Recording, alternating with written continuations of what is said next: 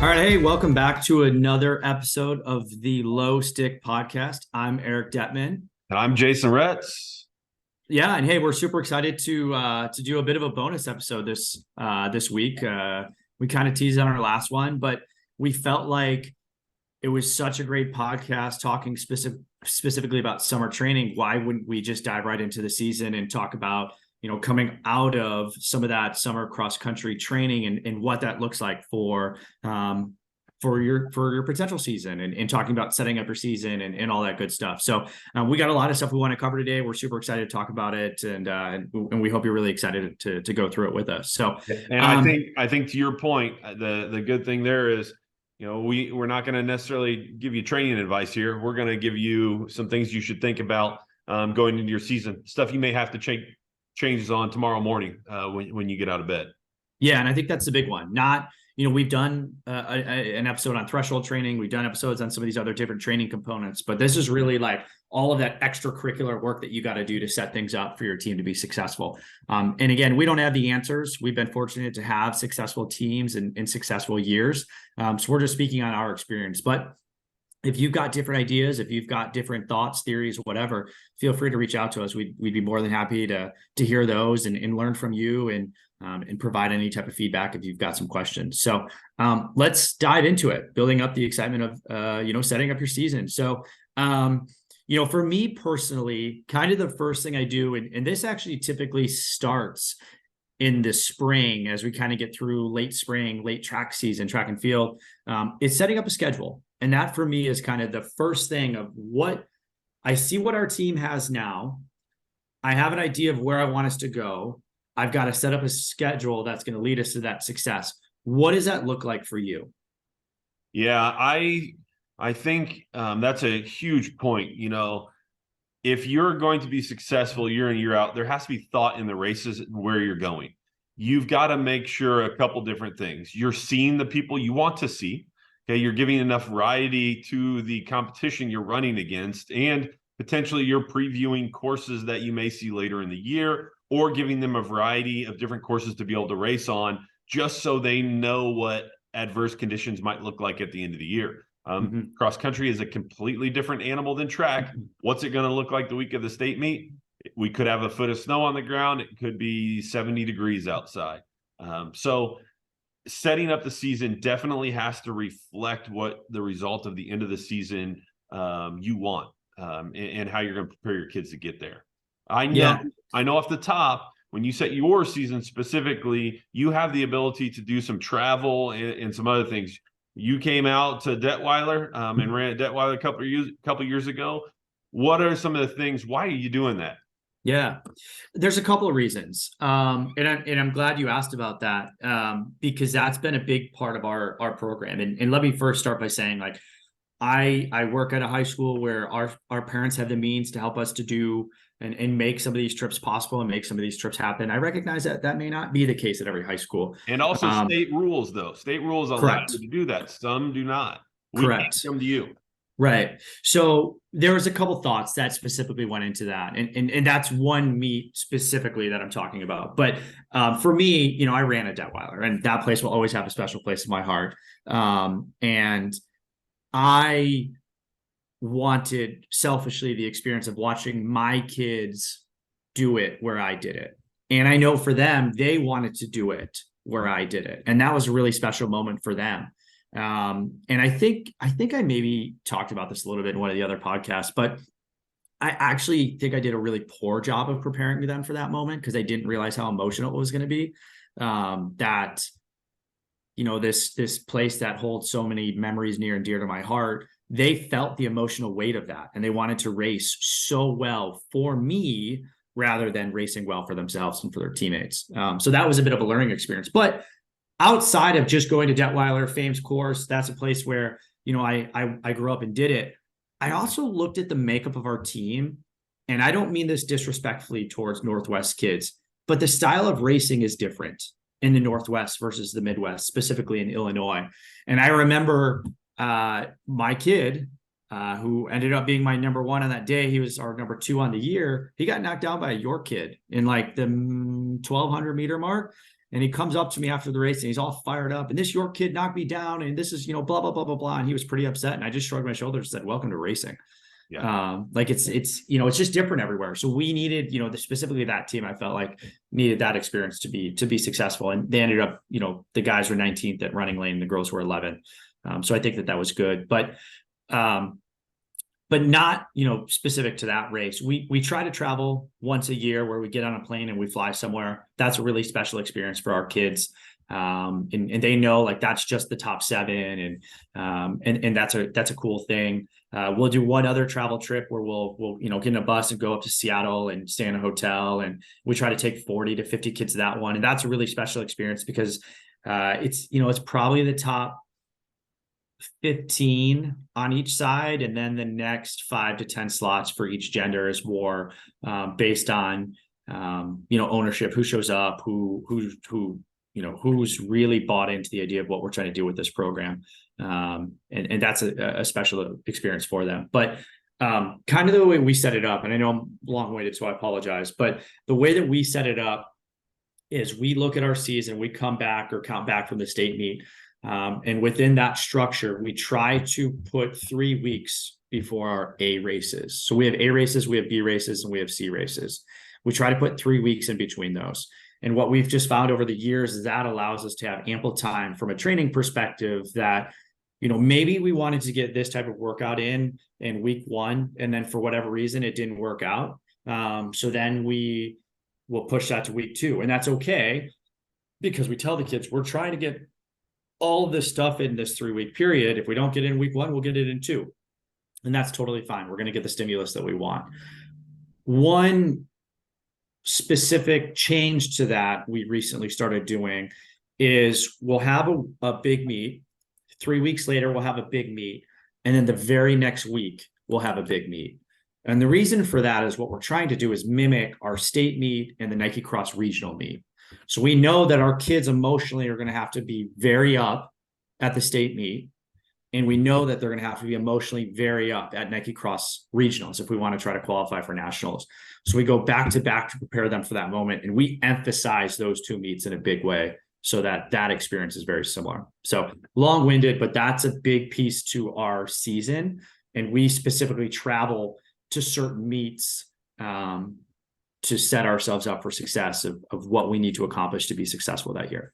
Yeah, I think there's a comfort there for a high school kid of having run against certain people throughout the course of the year in different situations, and also provide them with the variety of the courses where they need to be successful. Right. We are fortunate enough to go to Terre Haute to run on the NXR course. So the kids know what to expect, right? It is not new to them when they go there because the environment at NXR is so awesome. Right. It's like a big circus. Well, sometimes you don't want to be part of the circus. You want to be the show at the circus, right? And so you want to make sure your kids are locked in, ready to go, if that's the route that you want to take with them and have the ability to do that. Right. Yeah, absolutely. And I do, it's funny because it's awesome, the idea of running on the Terre Haute course, and you have that experience. I would say every team is a little bit different, at least from my perspective, and you may disagree with me on this. We don't always go to the state meet course. Last year we did because our girls, we graduated 6 of our top 8, and we felt like those girls needed to know what that was going to feel like because it runs very differently than a lot of our courses. But in a typical year, we may not go to the state meet course and see it, before we race on it at the end of the season.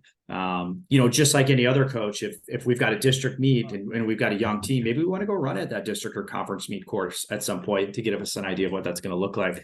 But I think that there's value in it, but I don't think it's a necessity for success.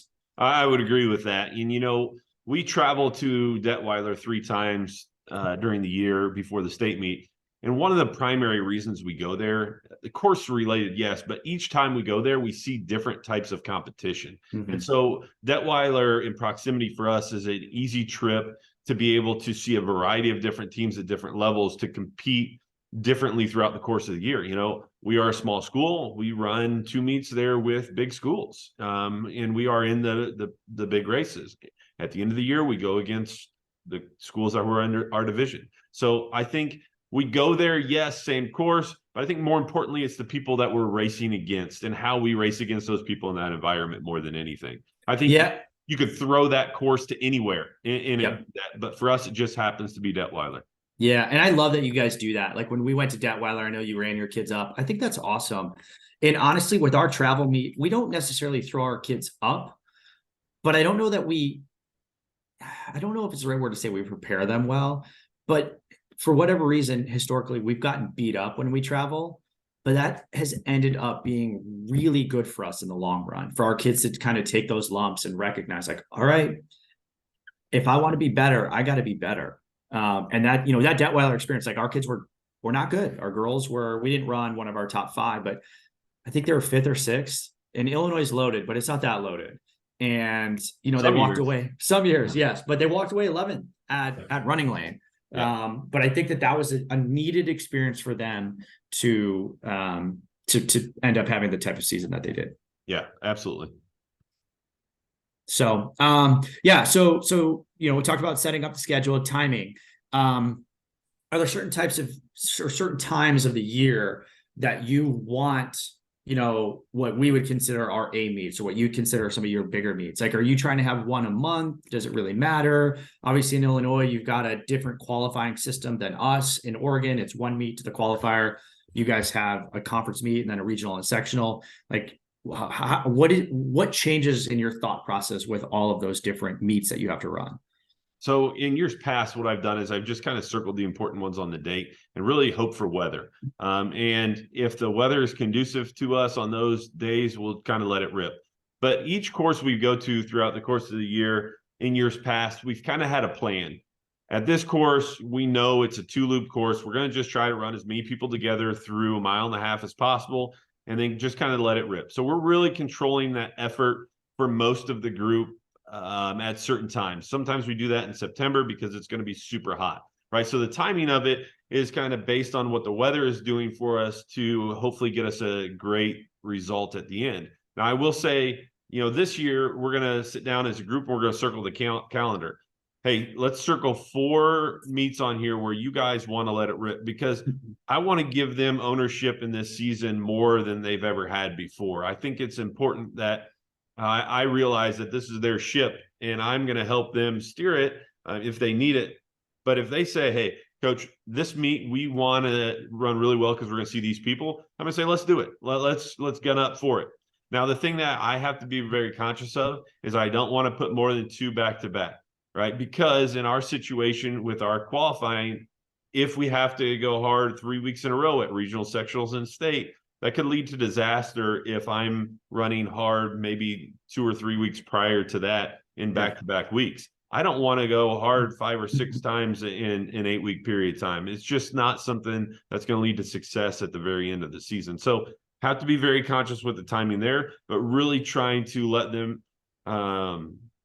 navigate the season they want to going forward.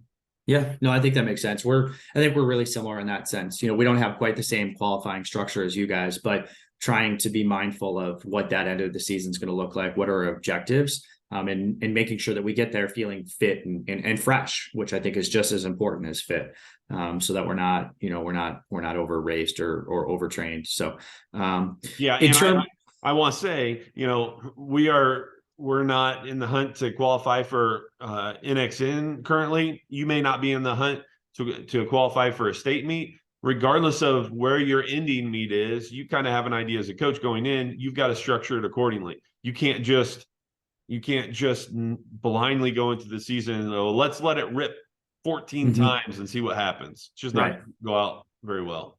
Yeah, and I think that's a fun topic, and one I plan to kind of in my list of things to kind of let's dive into that a little bit, because I do think it's important, right? Not everybody has the aspirations, or maybe we do, but not everybody has the ability to qualify for a state championship or to qualify for NXN, and you've got to start somewhere. I think about my girls program. My first year we weren't ranked in the top 45 in the state, and fast forward 6 years and they're 18th at NXN.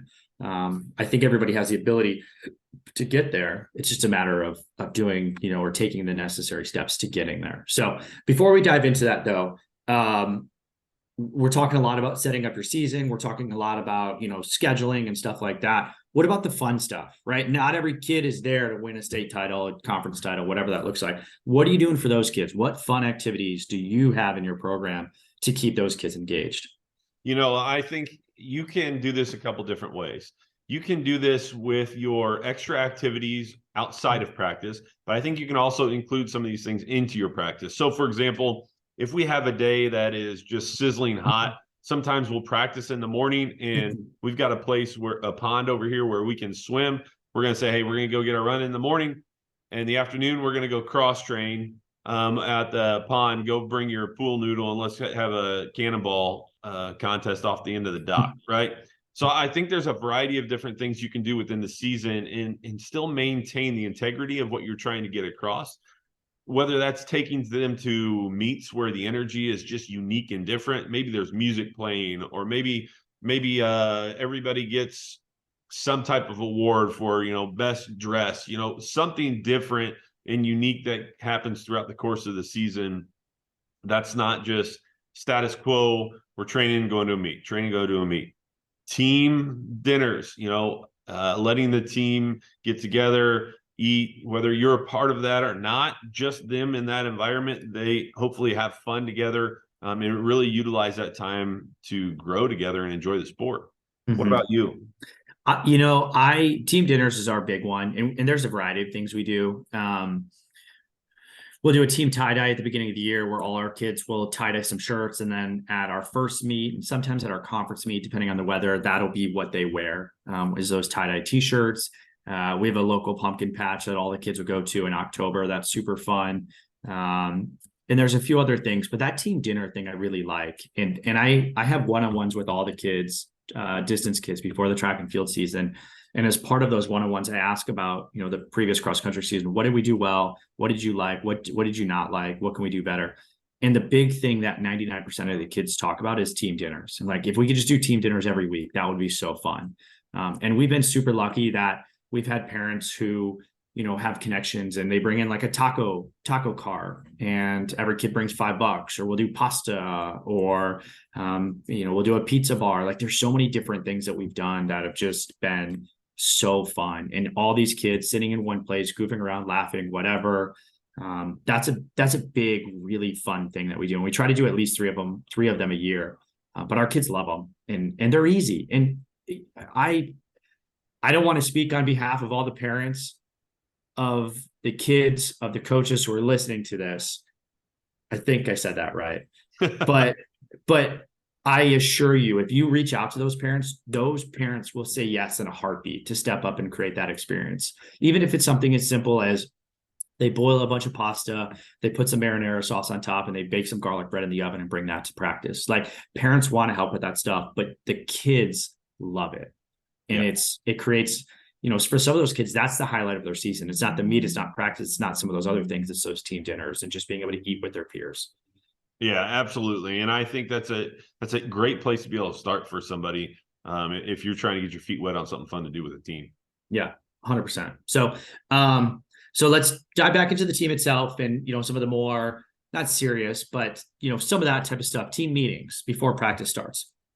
That's the time, I think, where you're setting the tone either for the day, for the week, for the season, whatever. I've gotten a lot of questions from coaches in the past around, like, how do we navigate that? How do we set up our weeks? I think you do a really good job of that, Jason. So I'm wondering if you can kind of share some of that with us. Yeah, I think, and we're going to talk about this in a little bit, but depending on what your meet schedule looks like, it's going to really determine what your week and your verbiage, how you want to go through the week with the team. Obviously, assuming that you have a Saturday meet and something in the middle, we have a typical Monday long run. On Monday, there's not a lot of meeting from us, anything. We get them going. They know what they're supposed to do. But on Tuesday, we'll sit in the library. And when we sit in the library, it's really our educational day.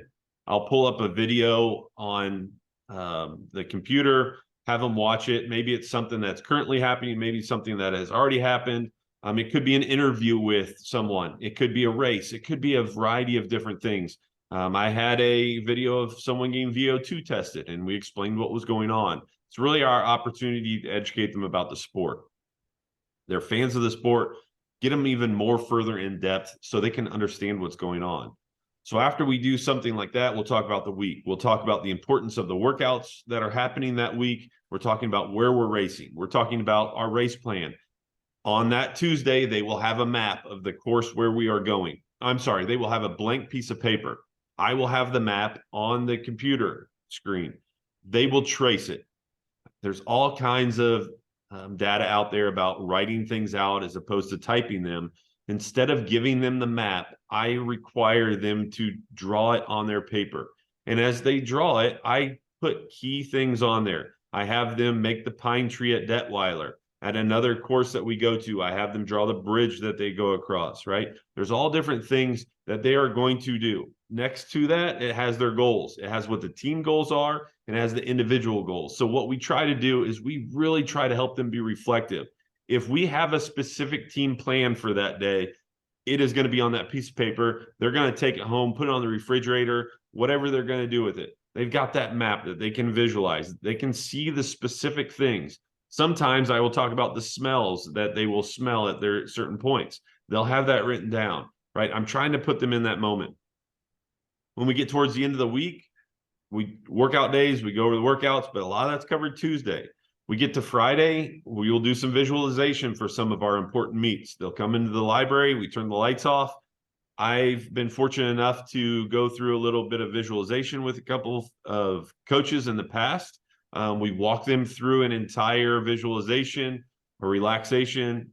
Not very often, but sometimes they'll fall asleep. That's good. They're relaxed. But we really try to set them up for success the best we can through educating them and putting them in that environment. We're trying to treat them like pros, right? If I want them to perform like a pro, I'm going to treat them like a pro. Yeah. And so that's really important in our program. We go to certain meets for certain reasons. If I expect a certain race plan, when we go through that visualization, we're going to talk about that at that moment. You're going to look to your left, you're going to see your teammate. You're going to look to your right, you're going to see your teammate. You're going to get ready to go through the mile. You're going to look at everybody's face, and somebody's going to say, let's go. And they get to that spot in the race. You see them look right and left, and you hear that person say, let's go. And that's confirmation of everything you're doing right at that moment. Yeah. I love that draw the map thing. This podcast is super fun to do with you. Just it's fun to bounce ideas and go back and forth. But the amount of times that I walk away from this thing taking notes from things that you say is remarkable. I know. But that one notepad over here. Yeah, it's that, and it's funny because oftentimes I'm like, why didn't I think of that? That's so brilliant. But I love that idea because then, yeah, you allow those kids, you're talking about key points, but you're allowing them to kind of create that for themselves and take ownership of that as well. Of like, I know this spot and this is what I'm going to do here. And then when you see that spot, it's intuitive, it's instinctive. We're not thinking I'm going to make a move. We just do it because we've already put that, that future thought into it. So yeah, that's really smart. Or you get an upperclassman that goes, hey, don't forget about, the gravel that goes over that pipe as you go across. Right. Mm-hmm. And so then all of a sudden, that's not something I thought about as the coach necessarily, but they remember it every time they go around that turn. And so now all of a sudden on their map, they've got this gravel spot drawn in because for them, that's the thing that sticks out in their brain. Right. Yeah, I like that. We run through a cow pasture and they're like, look out for this spot because this is where all the cow pies are and the whole, yeah. So just little stuff like that is so important so they can visualize it and they walk their way through. And I think leading them in that journey is helping them be reflective and empowering them. What are some of the things you do throughout the course of the week? I know that you do a great job getting into your week with workouts and races. What do you do? Yeah, I mean, a big part of us is Monday is, it's cheesy, but it's motivational day. We'll start with something. And, the beginning of the year, every year, the first day I choose some type of theme, and that's kind of going to be our theme of the season and what we want to try to focus on. And we'll always rehash that on that Monday. But we really try to do something or say something just to give the kids a little bit more. Monday can be hard for some of us. We're coming off the weekend. We're tired. We're this, we're that, whatever. We want those kids to feel really inspired, especially because oftentimes it's a workout day for us. And then every day after that, has a purpose. Tuesday, a lot of times it's informational. We'll have a day in there where we try to, encourage other coaches to talk. So it's not just the head coach who's speaking every time. I think that there's a lot of value in our kids hearing from other coaches, just so that it's not one singular voice. But also we hired those people because they're good at what they do. And we want those kids to be in front of we want those coaches to be in front of our kids. So we try to utilize that. Pre-meet, like we'll definitely do some visualization stuff. So sometimes that's a Tuesday. If we have a Wednesday league meet, that could be a Friday if we've got a Saturday meet. But we'll definitely do some of that visualization stuff to get our kids, ready and excited for what we're about to do. So yeah, there's a couple of different things, but pretty similar to you, although I really like that map thing, like I said. So anyways, we're not flying through this, which is okay. But still got a couple of things I want to talk about. So, we've talked about NXN and state championships and things like that. That's not every coach who's listening to that. And that's not the position or the situation we're in every single year. So when we're thinking about like coaches' predictions or our thought process around the season, what are some of your thoughts going into that? And how are you structuring your workouts or, what that season's going to look like based on that information? Yeah, I think that brings up a great point.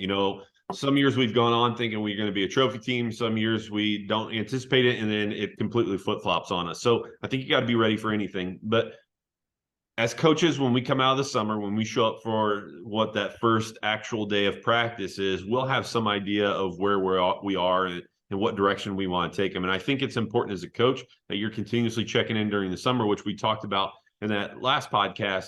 And that's going to give you an idea of where you're going to be, what you're going to do as the season rolls on, what workouts are going to look like, what meets are you going to key on. Did your team race late into the summer and you need to push back the quality of meets early on, or at least push back the quality of workouts to continue to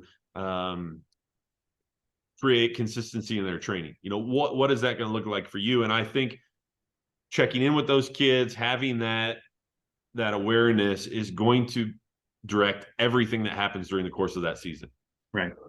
Yeah, I agree. And for us, as I mentioned earlier, like when we first started, we weren't a program that was very successful. And I think it was just setting appropriate standards and appropriate goals that were challenging, but appropriate. And for our first groups, let's finish top 5 at the district championship.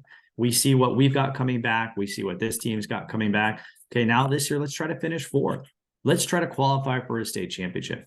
But let's get really excited when those things happen, even if it's not winning a district title, even if it's not going to the state meet, even if it's not winning a trophy. Like, let's be really excited and celebrate these kids for getting 5th place. Yeah. And I think that's been a big piece to our success. And frankly, our boys, we graduated 7 of our top 8. The district that I'm in is nutty with how talented it is this year. I mean, there's 5-6 teams in our district that on any given day could win a trophy at our state meet, and only 4 of them are going to go to the state meet. And I sat down with all of those kids, the guys coming back, and said, like, at this point, we're not going to a state meet.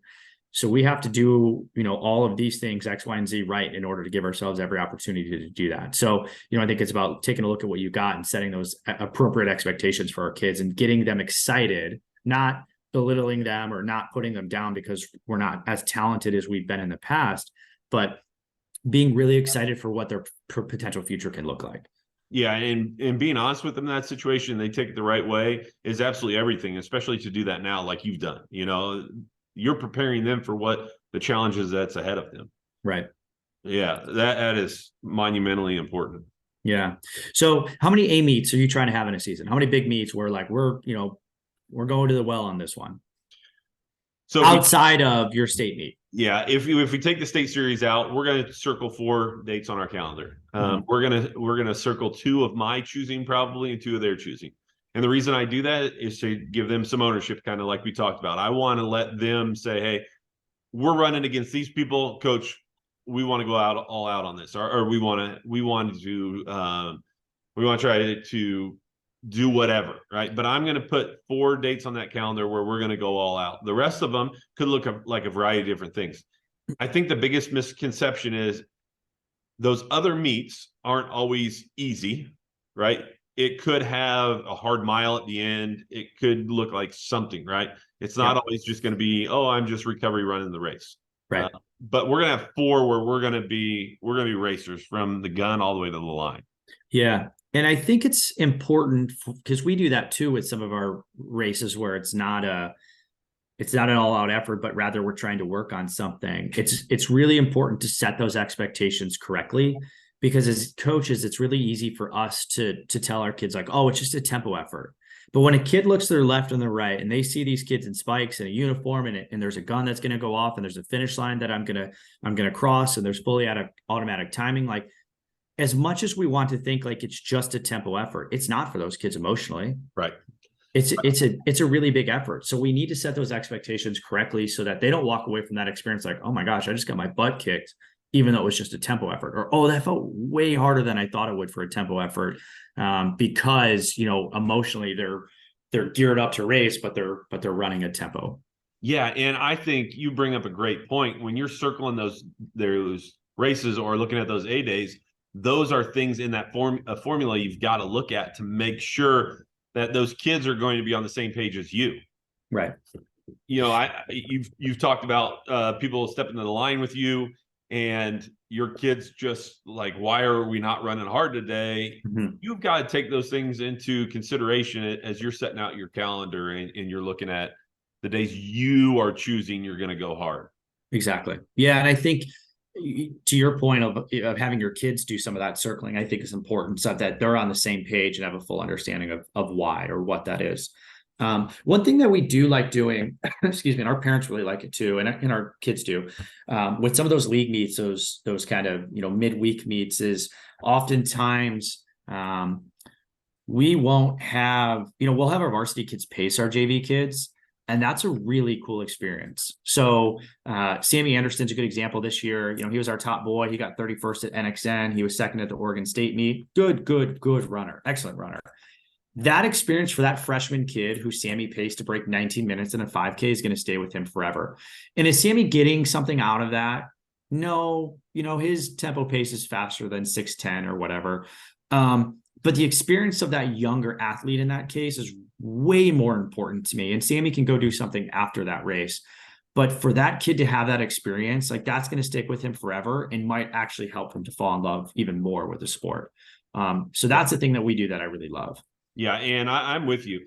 Sammy is getting something out of that. Sammy is getting the compassion and understanding and ownership of helping someone. So physiologically, maybe no, but everything else that we shoot for as coaches, a big yes. We do a similar thing at the end of the year. We have a course where it's not a super fast course, but the kids love it. And we pair our varsity kids together, and they are responsible, right? I tell them on Tuesday, or the previous Tuesday, here's the paces they're going to be shooting for. You need to be responsible and take them out at the correct pace, right?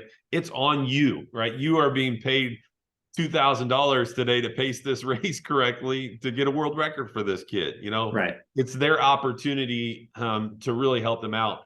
And we give PR bands to our people who PR, but on that day, or a day when we do that, the person who paces them also gets a PR band, because it's representative that they help someone achieve their goal. Yeah, that's cool. And so the parents love it.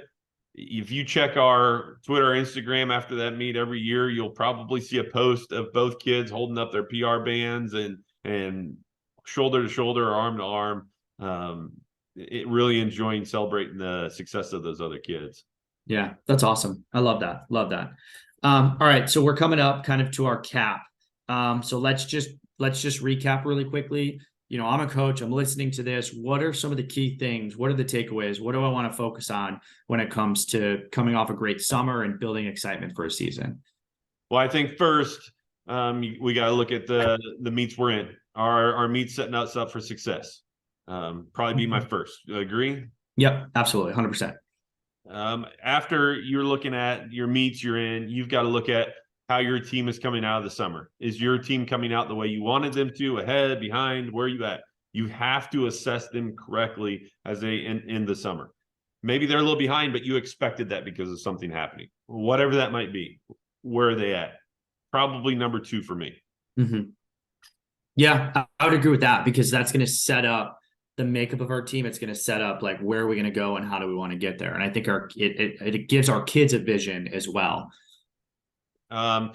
From there, I think a lot of things really clump in together. And I think, like you do so well, theming your season, I think the coach and the kids directing in whatever direction that is with your verbiage, make sure you're taking that type of ownership with it. Practice wise, I think you brought up a good point. Having some structure on the way you want it, motivational Mondays or Taco Tuesdays or whatever you want, right? Having consistent structure there, I think, would be super important for not only yourself, because it makes it easier on you knowing what's going to happen, but also for the kids. Maybe that's a good time to bring in a guest speaker. Yeah, I agree.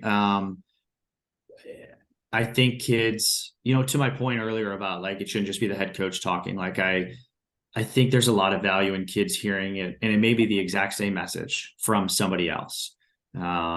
Just to reinforce that idea. I think that there's a lot of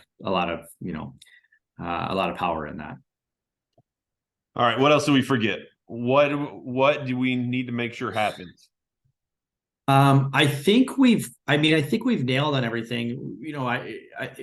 We thought about talking about like debriefing from races, and I think that's really important. I don't know that we necessarily have the time to fully dive into that, but I think, finding what works for you, that kid in that program, whether that's a conversation, right after a race, whether that's giving 10 minutes, whether that's coming back tomorrow, there's going to be some of those types of moments within a season that we are going to encounter a really happy kid or a really sad kid. And how are we going to respond to those moments that we've got to, put some thought into ahead of time to make sure that we do that appropriately. And you know what? That's such a big point. Let's write that down and make sure we cover that on one of our next episodes. That's a big one. Yeah, I think so too. So awesome. Anything else? No, we're good luck to you in starting your season up in July. And I think we're hoping to get into some pro and some college recap stuff, enjoyment of the sport. For us, just being fans of the sport, we want to share some of that passion, I think, with a little bit of everybody along the way in July. So I'm looking forward to that big time. Yeah, me too. Can't wait for all the big meets to start. Especially the crazy NCAA meet we just had this month. I mean, I cannot believe what happened. Yeah, it'll be, cannot wait to debrief that. All right. Well, it's been a blast. Hopefully you guys share this with everyone, and you got questions, please reach out to us. Until then, we will see you next time.